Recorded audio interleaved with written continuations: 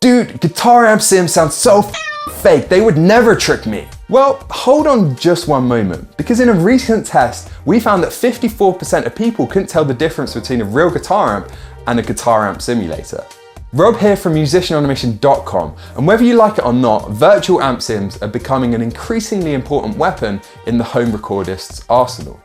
The benefits are numerous. No need for a mic, no need to worry about room acoustics, and no need to buy 10 different amps to get a range of options. But it's not all unicorns and rainbows in guitar land. Amp simulators take work if you want them to sound real and professional. So stick around, because in this video you're going to learn the 7 biggest mistakes that people make when using amp sims. Make these mistakes and your virtual amps will always sound fake. Instead, in this video you'll learn how to make amp sims sound like this.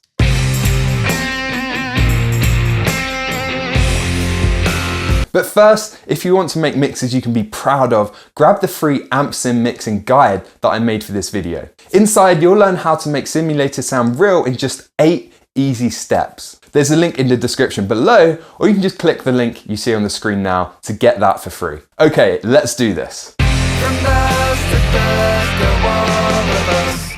Mistake number 1 is fear and avoidance of virtual simulators.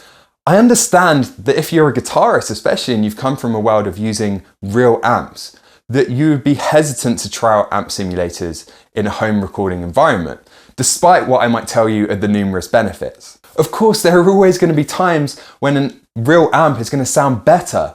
If you have your tone, if you have a great amp, and you go through the effort, the time, the money of buying a good mic, setting it up, thinking about the room, then yeah, an amp is probably going to be the better choice. But if you want the quickest, easiest, most affordable way to record guitars in a home studio that sound professional, amp simulators are the way forward. On average, it costs $831 to get started with amp recording, according to our survey, whereas popular amp software costs $110 on average.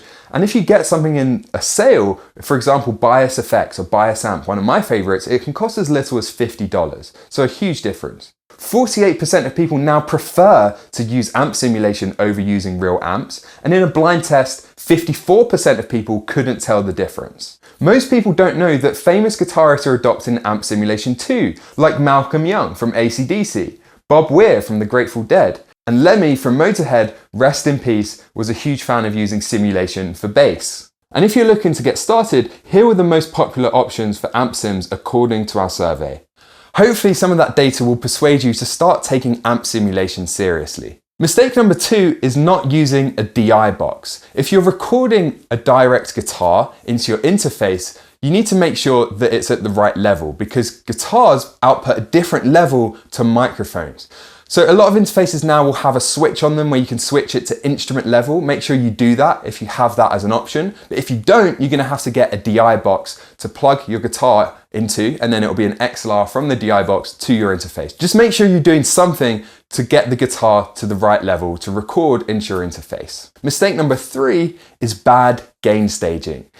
If you don't properly set the levels when you're recording guitar, you're gonna ruin the entire take. And I find that recording guitar direct is one of the most erratic things in terms of gain.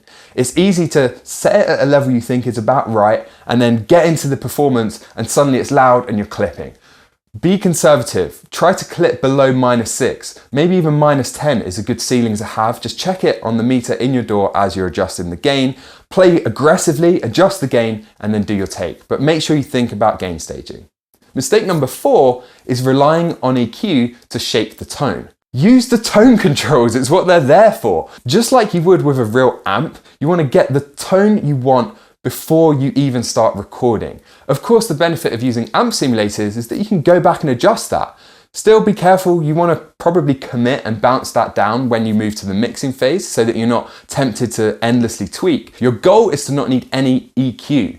No parametric EQ, no mixing EQ when you get to mixing. You want to shape the perfect tone using the amp controls. Mistake number 5 is using the same settings for every take. If you're overdubbing guitars, just change the pickup, change the tone controls on the amp, use a completely different amp model. You have the ability to do that with amp simulation, because then you get separation between the guitars. It doesn't get as messy and muddy, and if you're panning them hard left and hard right, if they're overdubs, it's going to make your mix sound even wider if there's a different tone.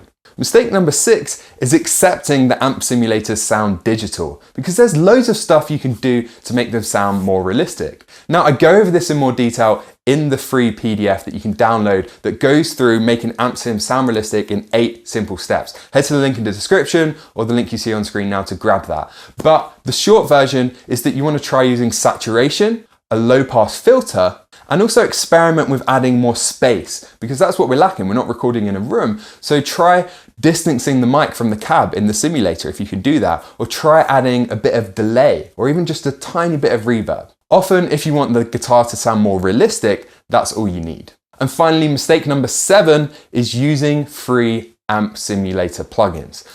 Now, the amp simulator that comes with Logic is a very popular option, and it's great to get started with. If you're experimenting with this and you just want to give it a go, then yeah, there's some great free options out there. If you want a full list, check out the link in the description for an article we wrote where we have all the best free options. But when it comes to amp simulation, it's worth spending a bit more money, or at least spending more money. And the same goes for any kind of virtual instrument. It's worth having something good to start with. It's like focusing on the recording phase. The better the simulation or the virtual instrument or the drum samples you're using, the easier it's going to be to mix. So it's worth spending a bit more money there. You don't have to spend a fortune. I just recommend buying something like Bias Amp, which is only $70. So don't make any of those mistakes. But how do you actually implement this in a mix and remember all of this and make sure you're not committing any of these mistakes? Personally, I have a step-by-step system that I follow every time I'm working with amp simulators and guitar amp sims. Following this process guarantees you won't make any mistakes. So if you want to make your amp simulator sound 10 times more realistic, head to the link in the description below to get my free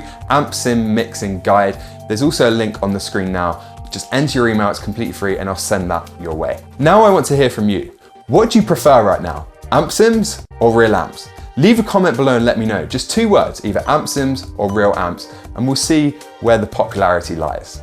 That's all from me. I'm Rob from musicianonamission.com. I'll see you next time, and remember, create regardless.